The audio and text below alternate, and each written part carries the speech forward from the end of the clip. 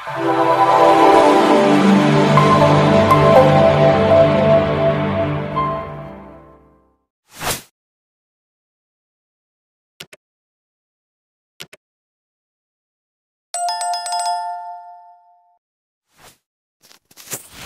इस वलवला अंगेज दास्तान की किस्त नंबर 16 की तरफ बढ़ते हैं। वो लोग गाड़ी में बैठे निस्बतन आहिस्ता रफ्तार से लाहौर के कई तफरीही मकामात का चक्कर काटते रहे और इस दौरान मैडम और सिकंदर गुफ्तगू में मसरूफ़ रहे। सिकंदर ज़हनी तौर पर इस गुफ्तगू के लिए पहले से ही तैयार था। कुछ देर बाद मैडम मुतमईन अंदाज में बोली, मिस्टर सिकंदर, हमें खुशी है कि तुमने अपने मिशन पर संजीदगी से काम शुरू कर दिया है,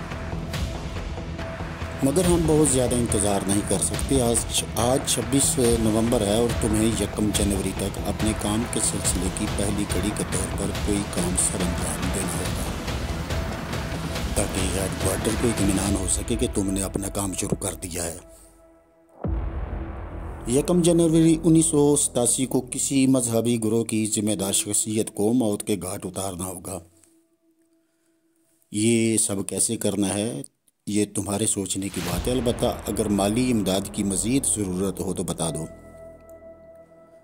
सिकंदर एक लम्हे के लिए कुछ गड़बड़ा गया सा था। उसे तवक्को नहीं थी कि इतनी जल्दी उसे कोई डेडलाइन दे दी जाएगी, मगर फिर भी कुछ संभलते हुए बोला, श्रीमती जी, आप फिक्र ना करें, अपने काम के बारे में मुझे अच्छी तरह से इल्म है और मुझे आप लोगों से ज़्यादा फ़िक्र है, मगर फ़िलहाल मुझे मज़ीद पैसा नहीं चाहिए। मैं ये पसंद नहीं करूँगा कि आप लोग बार बार मुझे डिस्टर्ब करें। आपको महज नताइज से गरज होनी चाहिए। ये सब कुछ आपकी हस्बे ख्वाहिश हो जाएगा, मगर मैं तवक्को करूँगा कि इस बारे में मुझे मुकम्मल तौर पर फ्री हैंड दिया जाए। अगर बार बार मुझे चेक करने की कोशिश की गई तो रद्द अमल में मेरा दिमाग भी ख़राब हो सकता है। उस घाघ औरत को यकीनन उसका जवाब पसंद नहीं आया था, जिसका इजहार उसके तने हुए चेहरे से हो रहा था, मगर फ़ौरन ही अपने आप पर काबू पाते हुए बोली, ठीक है, 1 जनवरी तक तुम्हें खुली छुट्टी दी जाती है, मगर इस रोज़ रिज़ल्ट आ जाना चाहिए, वरना। वो अपना जुमला अधूरा छोड़कर ड्राइवर से बोली, गाड़ी रोककर इन साहब को यहीं उतार दो। सिकंदर उसे प्रणाम करते हुए गाड़ी से नीचे उतर गया। घर पहुंचकर उसने पहला काम ये किया कि पुलिस, आईजी, एफआईए और दीगर अदारों के सरबराहों के नाम एक ही मजमून का ख़त लिखा, जिसमें मुख्तसर अल्फाज में बताया गया था कि भारतीय खुफिया अदारे जल्द पाकिस्तान में लिसानी और फ़िरका वाराना तआस्सुब के हवाले से बड़ी कार्रवाइयाँ करने वाले हैं, लिहाजा पाकिस्तानी हुकाम को एहतियाती तदाबीर के तौर पर ठोस हिकमत अमली अपनानी चाहिए। उसने ये खतूत गुमनाम हमदर्द के नाम से लिखे थे। दूसरे रोज़ वो सड़क के रास्ते बहावल नगर के लिए रवाना हो गया था। रास्ते में एक छोटे से कस्बे के डाकखाने के लेटर बक्स में ये तमाम खतूत पोस्ट कर दिए। हारूनाबाद में उसने अपने भरोसे के एक आदमी से रब्ता किया जो मामूली सा स्मगलर था, मगर सरहदी इलाकों से बहुत अच्छी तरह वाकिफ था।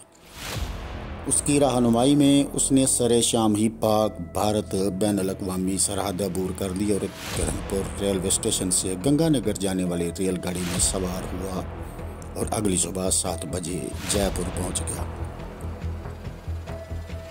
मुंशी खां के यहाँ उसका गर्मजोशी से इस्तकबाल हुआ। उसने खुश दिली से मुस्कुराते हुए कहा, पहले नहा धोकर ताज़ा दम हो जाओ, इसके बाद बातें होंगी। चंद घंटों बाद दोपहर के खाने पर उसकी मुंशी खां से दोबारा मुलाकात हुई। खाने के बाद मुंशी खां ने मुलाजिम को चाय लाने का कहा। चाय का कप उठाते हुए मुंशी खां मुलाजिम से बोला, अफजल, अब तुम जाओ और ध्यान रखना किसी और को अंदर मत आने देना, हम लोग कुछ अहम बातचीत करना चाहते हैं। अफजल मुअद्दबाना अंदाज में सर हिलाते हुए बाहर निकल गया। मुंशी खां सिकंदर को मुखातब करते हुए बोला, हाँ भाई, अब तुम बताओ, पाकिस्तान पहुंचने के बाद तुम्हें किस सूरत हाल का सामना करना पड़ा।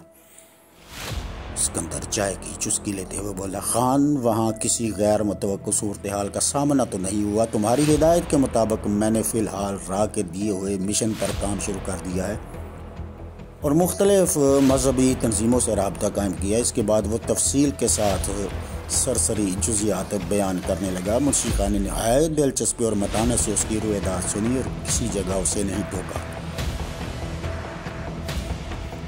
اس دوران وہ صرف ہوں ہاں پر ہی اکتفا کرتا رہا۔ سکندر اپنی بات ختم کرتے ہوئے بولا، راہ کے مقامی انچارج نے حکم دیا کہ 1 جنوری کو اس سلسلے میں کوئی بڑی پیش رفت ہونی چاہیے۔ منشی خان کچھ دیر اسے بغور دیکھنے کے بعد بولا، تو پھر اس بارے میں تم نے کیا سوچا ہے؟ سکندر بولا، فی الحال تو گمنام خطوط کے ذریعے پاکستانی حکام کو اس سازش کی بابت آگاہ کر دیا ہے، کیونکہ اس وقت اگر میں نے خود سامنے آ کر انہیں کچھ بتانے کی کوشش کی تو یقیناً مجھے گرفتار کر لیا جائے گا، مگر میں اپنی ماں کی رہائی تک گرفتار نہیں ہونا چاہتا۔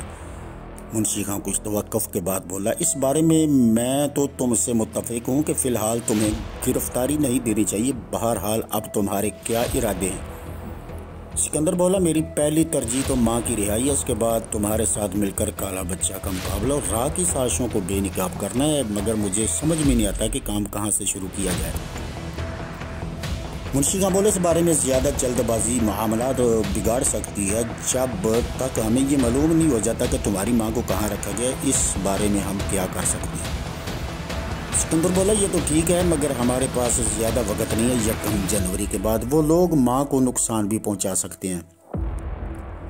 منشی خان بولا، تم چند روز آرام کرو یا جودھ پور چلے جاؤ، جہاں زینت اور محل سنگھ وغیرہ خلیل کی سرکردگی میں کالا بچہ کے خلاف سرگرم عمل ہے۔ میں اس دوران کوشش کرتا ہوں کہ دہلی میں راہ کے کسی ذمہ دار فرد کو اغوا کر کے اس سے اگلوا سکوں کہ تمہاری ماں کو کہاں رکھا گیا ہے۔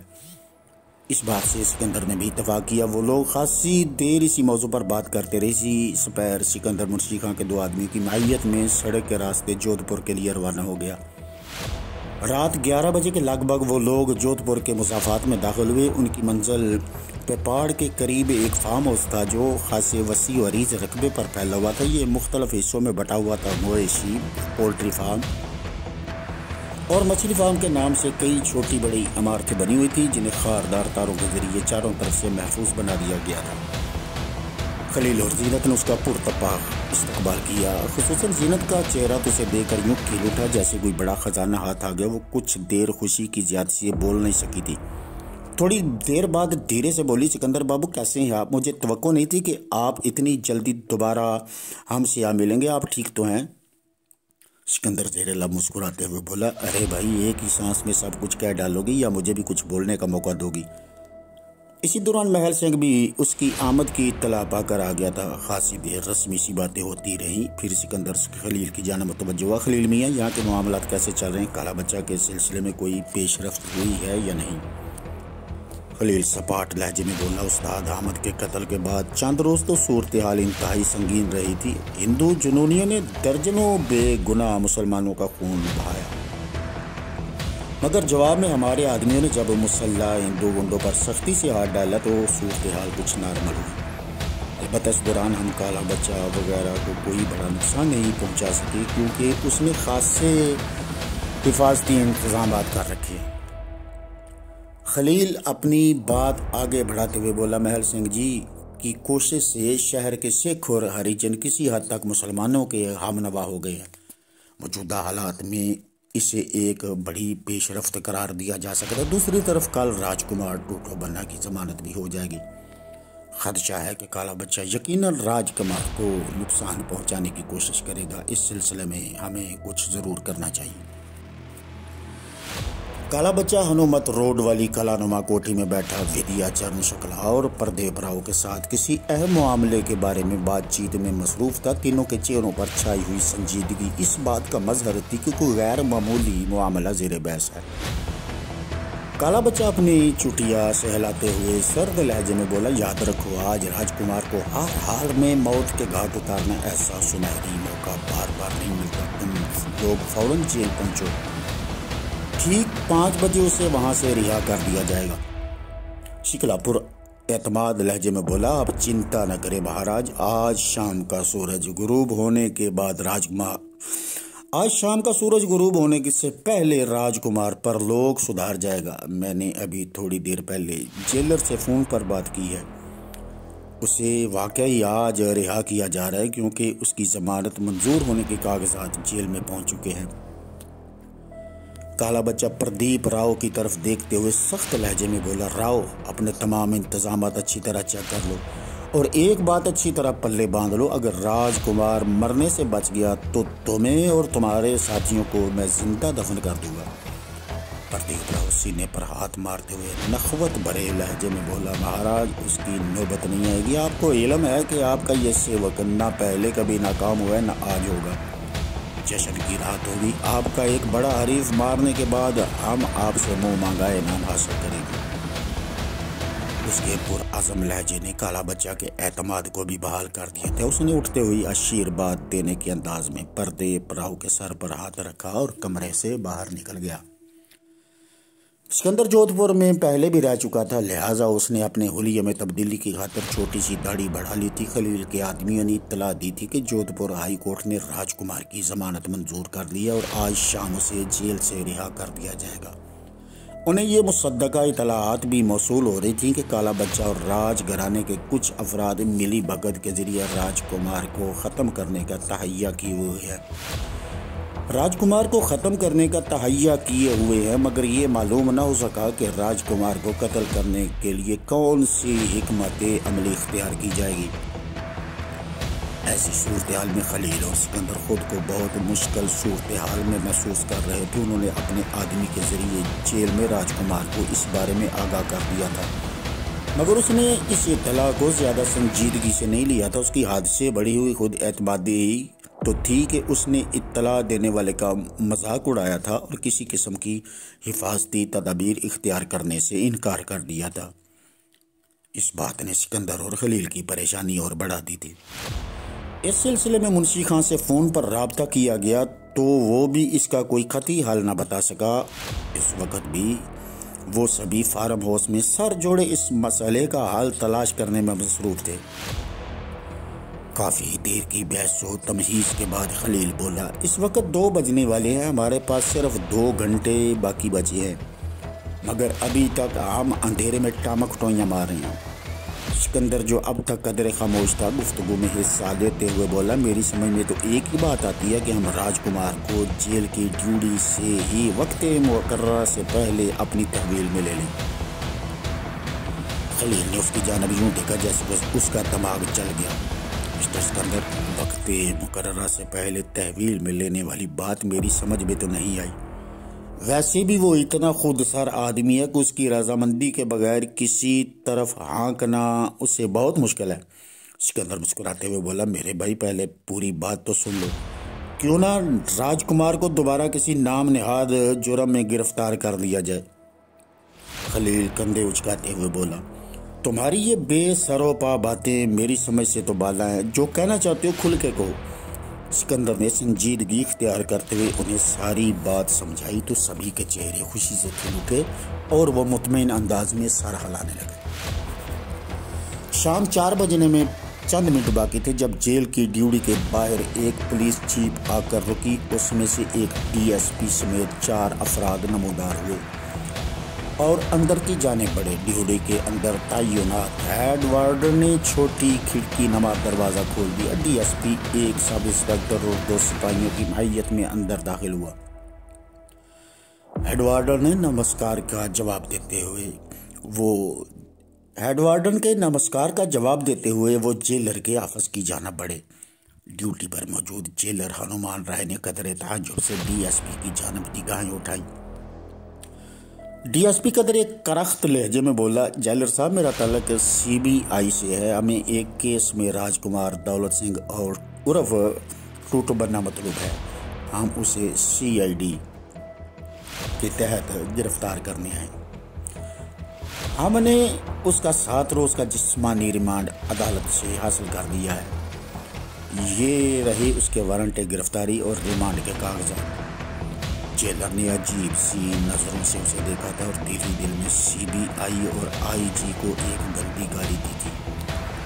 اسے ہمیشہ سے یہ خفیہ والے زہر لگتے تھے جو اپنے آپ کو آسمانی مخلوق سمجھتے ہوئے دوسرے سرکاری ملازمین سے ہتک آمیز رویہ اپناتے تھے، مگر وہ اپنے دلی جذبات کا اظہار کر کے اپنی شامت کو دعوت نہیں دے سکتا تھا۔ پھر بھی اس کے منہ سے نکلا، سر، راج کمار تو آج ضمانت پر رہا ہو رہے ہیں، ہائی کورٹ نے ان کی ضمانت منظور کر لی۔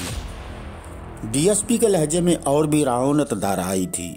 ایک کیس میں ضمانت ہونے کا یہ مطلب نہیں کہ اب اسے کسی اور مقدمے میں گرفتار نہیں کیا جا سکتا۔ جیلر نے عجیب سی نظروں سے انہیں دیکھا۔ وہ کچھ مزید تفصیلات معلوم کرنا چاہتا تھا، مگر ڈی ایس پی کے کڑے تیوروں کو دیکھ کر بات کرنے کی ہمت نہ ہوئی۔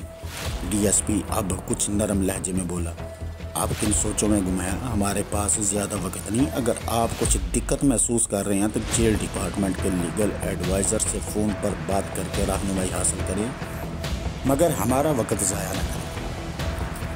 جیلر کو بھی یہ آئیڈیا پسند آیا۔ اس نے فوراً آئی جی جیل خانہ جات کا نمبر گھمایا، مگر رابطہ نہ ہو سکا۔ اس کے بعد اس نے جیل سپرنٹینڈنٹ سے لے کر ڈسٹرکٹ اٹارنی تک کئی جگہ رابطہ کرنے کی کوشش کی، مگر رابطہ نہ ہو سکا۔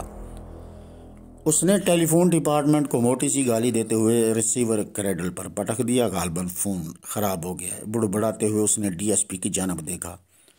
اسے نہیں معلوم تھا کہ آدھا گھنٹہ قبل باہر سے ٹیلی فون کے کھمبے پر چڑھ کر ایک آدمی ٹیلی فون کی تار ہی کاٹ چکا تھا، لہٰذا فون کہیں بھی ملنے کا تو سوال ہی پیدا نہیں ہوتا تھا۔